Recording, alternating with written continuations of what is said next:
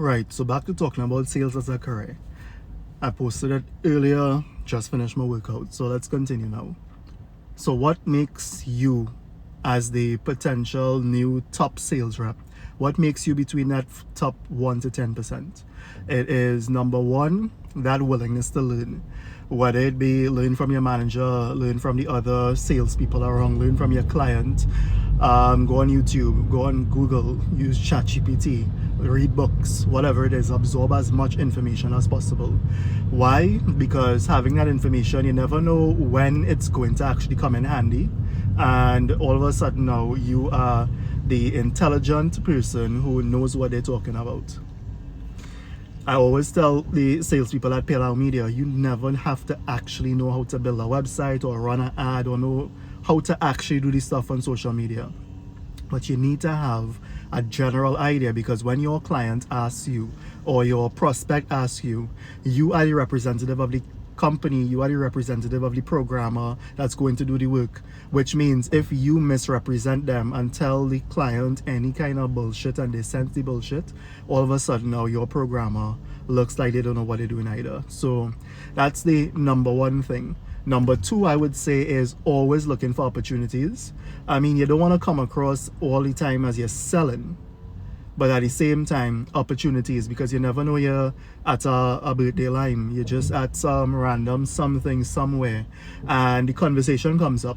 Now, me personally, when those opportunities come up during the course of a casual setting, what I tend to do is say, here's what, we linemen right now, but here's what, come Monday morning, let's have a conversation, huh?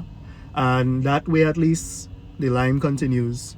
You have a prospect for Monday morning, and you could potentially now help that person to solve the problem that they were having, they were talking about. I mean, if you're talking about it during a casual setting, much less imagine come Monday morning is really going to bother you as a business, or sorry, in your business. So look out for those things.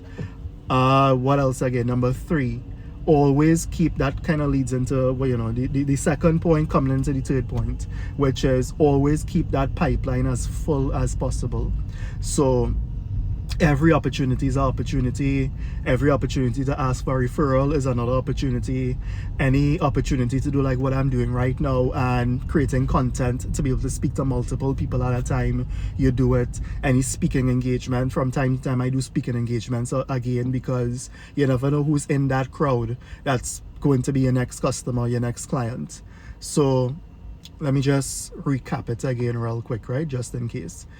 Keep your knowledge improving every single time. Continuously,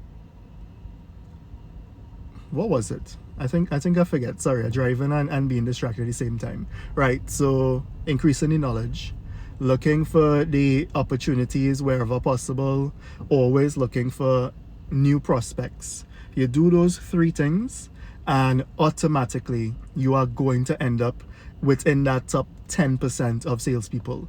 What then brings you into the top 1% is the ability to close, but I mean, you do the rest and closing eventually becomes very natural.